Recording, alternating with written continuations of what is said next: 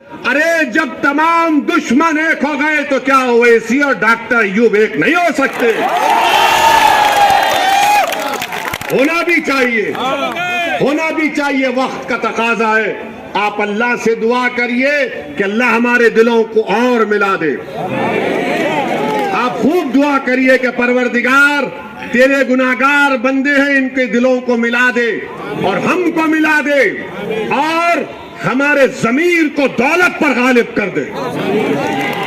ये लोग आज ये समझ रहे हैं कि दौलत के नाम पर बिक जाएंगे। अरे दौलत के नाम पर अगर बिकते तो ताइफ, करबला की तारीख सामने नहीं आती। इख्तिदार के सामने अगर झुक जाते तो फिर आज यहां तक नहीं पहुंचते। मेरे अजीज दोस्तों और बुजुर्गों, हिम्मत और हौसले को बुलंद रखिए। नामसाइब हालात जरूर हैं, मगर अपनी उम्मीद को बरकरार रखिए। याद रखिए, वही लोग कामयाब होते हैं, वही कौम कामयाब होती है जो तूफानों में चिराग जलाने का हुनर सीख जाती है। तो आपको इन बातिल ताकतों के तूफानों में चिराग को जलाना है तो कोई दौलत के नाम पर आपको दबाना चाहता है। मैं आपसे अपील कर रहा हूं कि आपके एक चाहने वाले को पहचानिए, आपके हमदर्द को समझिए। डॉक्टर अय्यूब आपके हमदर्द हैं।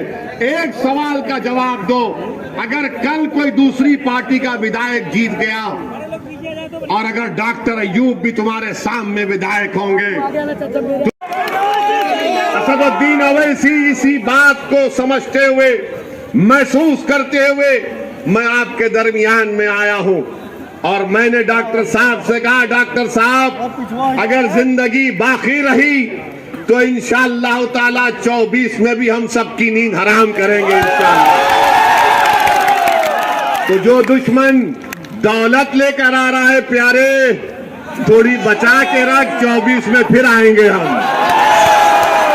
कहीं ऐसा ना हो कि डॉक्टर की मोहब्बत में तू खुद, तेरी दौलत खत्म हो जाएगी, मगर 24 में हम आएंगे। मेरे पास भी कोई दौलत नहीं है, मेरे पास भी कुछ दौलत नहीं है। लोग बोलते हो ओवैसी के पास क्या है? मेरे पास ईमान की दौलत है, वही मेरे लिए काफी है। मेरा ज़मीर जिंदा है, मेरा ज़मीर जिंदा है और इंशाअल्लाह जिंदा रहेगा। मुझ पर गोलियां इसलिए चलाई गई ताकि मेरी आवाज को खत्म कर दिया जाए, क्योंकि जब देख लिए कि ये ताकत से डरने वाला नहीं है, जब देख लिए कि इख्तिदार से डरने वाला नहीं है, जब देख लिए कि दौलत इसको खरीद नहीं पाएगी, तो उन्होंने सोचा कि चलो गोलियों से इसको खत्म कर देंगे। अरे तुम गोलियां जितने चलाना है चलाओ, मगर याद रखो ओवैसी इस दुनिया में उस वक्त तक रहेगा जब तक अल्लाह चाहेगा, मगर जब तक अल्लाह मुझे जिंदा रखेगा।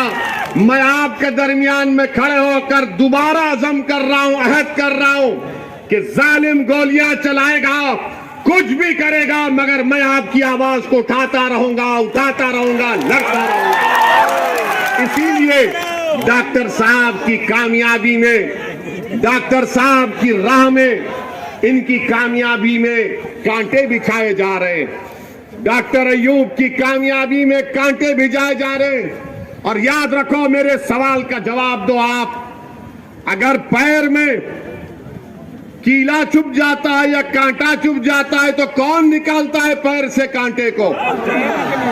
कौन निकालेगा? आपको निकालना पड़ेगा ना। अगर आपके हाथ में कांटा कीला चुभेगा तो आप क्या करेंगे? आप बोलेंगे इधर ना निकाल मेरा, नहीं बोलेंगे ना। डॉक्टर को बुलाना पड़ेगा ना इलाज के लिए। अगर आप ये समझेंगे नहीं वो बसपा है, वो सपा है, याद रखो ये आपने कहानी हमने बचपने में पढ़ी थी कि एक सांप के दो चेहरे होते, ये वही है ये लोग। एक था विधायक बीजेपी का, और आप जानते हैं कि शाही कला मदरसे के बारे में इन्होंने क्या किया था। बीजेपी में थे तो अखिलेश यादव ने कहा कि आजा मेरे पास एक वॉशिंग मशीन है, तुझे उसमें डालूंगा तो तू सेकुलर हो जाएगा। वहां पर दौड़े और उनको टिकट दे दिया गया। बीजेपी ने किसी और को लाया है।